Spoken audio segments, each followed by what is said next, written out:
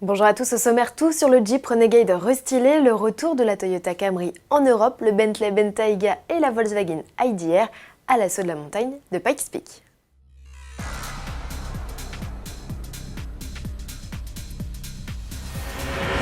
Jeep en dit plus sur son Renegade, le petit SUV reconnaissable à son nouveau regard à LED sur les versions les plus huppées.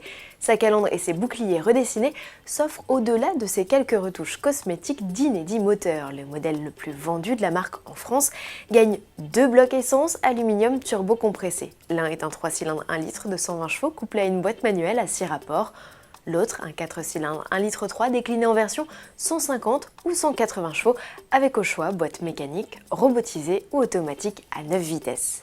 En diesel, les moteurs 120, 140 et 170 chevaux sont reconduits. Tous sont désormais proposés avec un catalyseur SCR.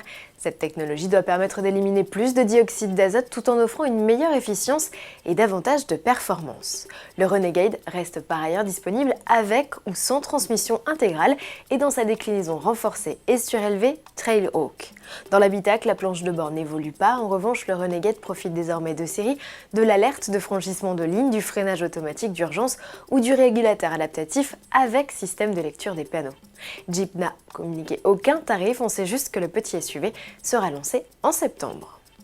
Elle est de retour, la Camry, l'une des berlines les plus vendues au monde, sera de nouveau commercialisée en Europe de l'Ouest à compter du premier trimestre 2019. Cela faisait 14 ans qu'elle avait quitté le vieux continent. Elle doit permettre à Toyota de se maintenir sur le segment des berlines familiales en perte de vitesse.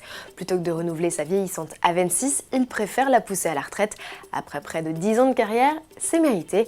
La 8e génération de Camry, qui partage sa plateforme avec la Prius et le CHR, ne sera plus proposée qu'en hybride. Le retour du Grand Prix de France de Formule 1 au Castellet n'est pas la seule attraction automobile du week-end. Ce 24 juin, c'est aussi le coup d'envoi de la 96e édition de Pikes Peak, la course de côte la plus longue du monde. En 1916, il fallait 20 minutes aux concurrents pour rallier le sommet de la montagne à 4300 mètres d'altitude. Près d'un siècle plus tard, il ne fallait plus que 8 minutes et 13 secondes à Sébastien Loeb pour avaler les 20 km de route avec sa Peugeot 208 de 875 chevaux. Cette année, Volkswagen compte mettre tout le monde d'accord avec son prototype 100% électrique. Aux mains de Romain Dumas, l'ID.R, fort de 680 chevaux, a déjà réussi à se hisser en pole position au terme des qualifications. Sur chaque secteur, l'Alésien s'est montré 10 secondes plus rapide que Loeb. Si l'équipe vise avant tout le record de la catégorie des électriques, elle semble aussi avoir le record absolu de l'épreuve à sa portée. Rendez-vous le 24 juin à 18 h pour suivre cette ascension folle des pentes du Colorado. Quelques heures plus tard, c'est Race Milan qui s'élancera, double vainqueur de l'épreuve et actuel détenteur du record dans la catégorie des véhicules électriques. Il s'est lancé lui un nouveau défi, celui de faire du Bentley Bentayga le SUV de production le plus rapide à gravir les 156 virages de la célèbre course vers les nuages. Pour cela, il doit passer sous la barre des 12 minutes 35. Si le mastodonte a gagné de nombreux appendices aérodynamiques, de nouveaux pneus, des sièges sport, un arceau et une ligne d'échappement spécifique, en revanche, la firme de Crew n'a pas touché au W12 6 litres de 608 chevaux. Parviendra-t-il à se hisser au sommet? Faites vos jeux, Pikes Peak et le Grand Prix de France, on en reparle dans le JT de lundi. Bon week-end à tous.